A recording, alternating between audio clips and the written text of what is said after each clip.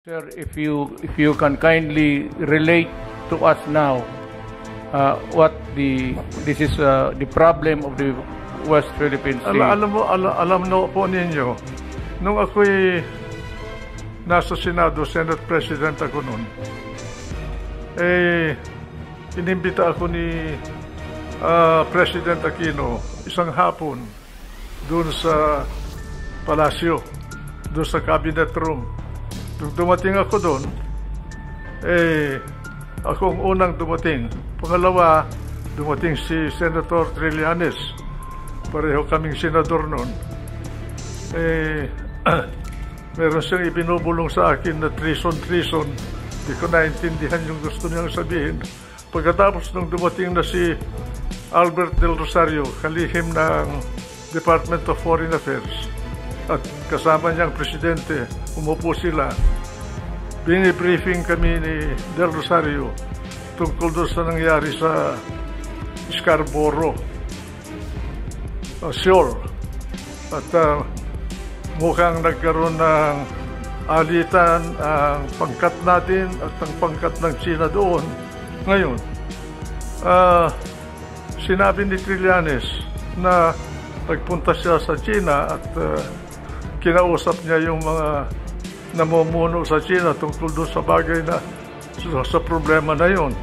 Ako naman, bilang presidente ng Senado noon, tinanong ko sa kanya, anong karapatan mo na nagpunta sa China? Yung ba, kusang loob mo lamang ang nagpunta ron? Sabi niya, hindi. Nagpunta ako doon, may authority ako. Sinong nag-utos sa'yo na pumunta ron? Pagkatapos sumagot si Presidente Aquino, sabi niya, ako ang nag-utos sa kanya. Sinabi ko kay Presidente Aquino na dahan-dahan, Mr. President, medyo masalimut yata yan sapagkat hindi natin alam kung anong mga pinag-usapan nila ni Trillanes doon sa mga kinakausap niya sa China. Kaya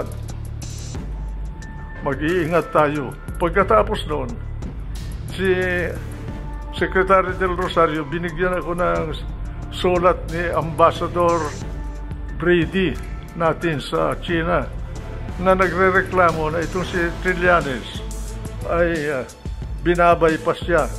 Yung pala, si Trillanes pasok at labas sa China na tila hindi na dumadaan sa immigration dahil inuutusan yata siya ni Presidente Aquino.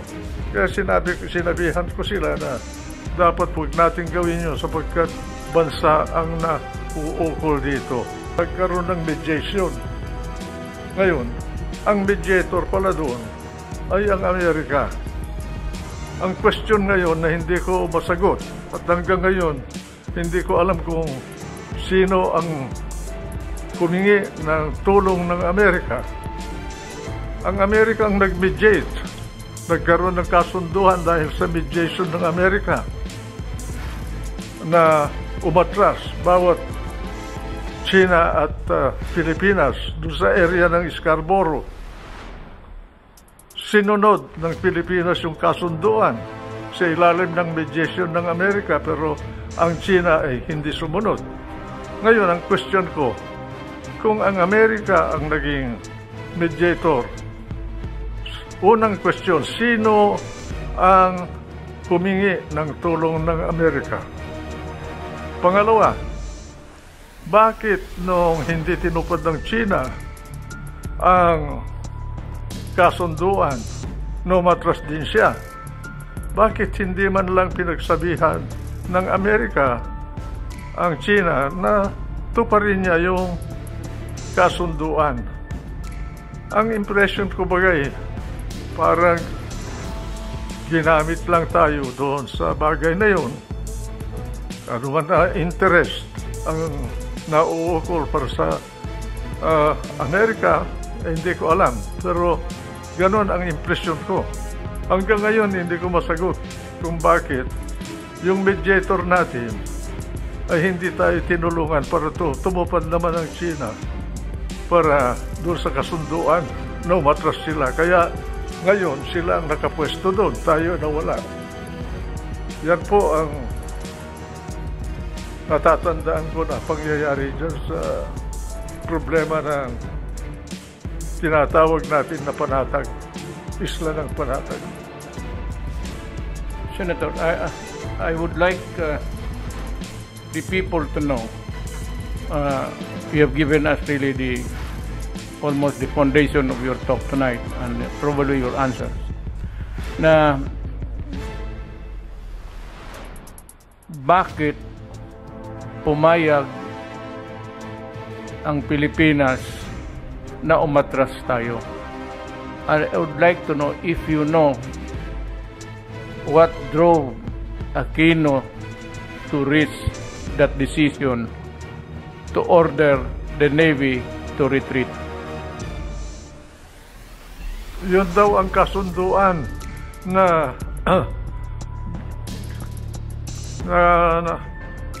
natamo ng dalawang panig sa ilalim ng mediation ng Amerika, Mr. President.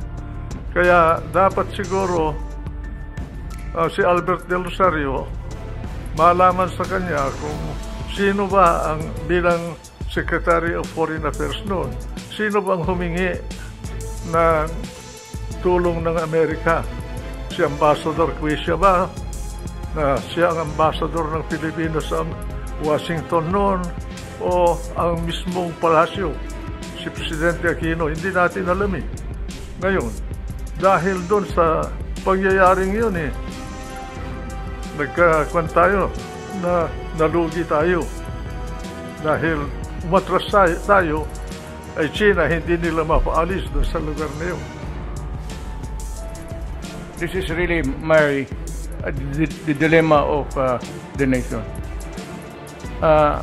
For me, sir, the beginning of this problem was when we retreated. And since then, yung mga paperwork about the arbitral award has become meaningless. And the opposite camp of the political side ay nasabi that I should do my very best in asking the UN. Mr. President, sa aking paningin, hindi naman nasasayang yung desisyon ng arbitration dyan sa bagay na yan, sapagkat nandyan na yun na palagay ko nakarehistro yung desisyon na yun sa record ng UN. Alam nila yun. Ang karapatan natin nanggaling din sa UN Convention of the Law of the Sea. At yun gawa ng United Nations. Kaya ano pang kailangan resolusyon ng UN para malunasan yung sigalot na yan para sa atin? Palagay ko, kahit na may resolusyon ang UN, hindi naman maipapatupad ng UN yung resolution nila. Wala silang police force. Wala namang world government na kagaya ng istruktura natin sa ating bansa. Meron tayong hukuman, meron tayong police, kung merong kailangan na usapin tungkol sa hustisya, mapupunta ka sa hukom. Hindi ganyan sa level ng mga bansa. Sa level ng mga bansa, ang nananatili dyan kung ano ang kakayahan mo kontra sa kabila. Yun lang. It is what operates within the level of nations, Mr. President, is what they call the law of nature. The law of force and nothing more. That is international law. That is what I've been telling at least our countrymen. I was frank enough early in the early days, and I said that might makes it right. And we are not, unfortunately, on the side of might. So we cannot do anything because we cannot be in parity in force and in all. So we have to talk, just talk and talk until such time, by the grace of God, if there is an opportune time for all of these things to correct itself, maybe. Ang ano ko, sir, kasi ako yung sinisisi nila na bakit ko raw I will not forcefully do everything to go to the United Nations to ask the body for help. One is that I am a realist, sir. And if this question is as big as the West Philippine Sea, this will eventually reach the Security Council. Mr. President, in the first place, you were elected by the Filipino people to be the leader of this country. Nobody else can frame the foreign policy of the country except the President of this country.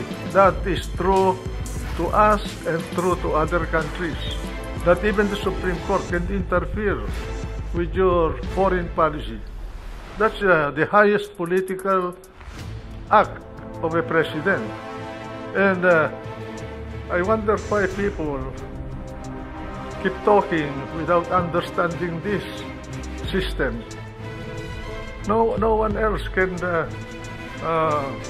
frame or formulate the foreign policy of the Philippines except President Rodrigo Roa Duterte. That's what Not Carpio, Albert Del Rosario, or Juan Ponce Enrile. There is only one person. That's the President of the Philippines.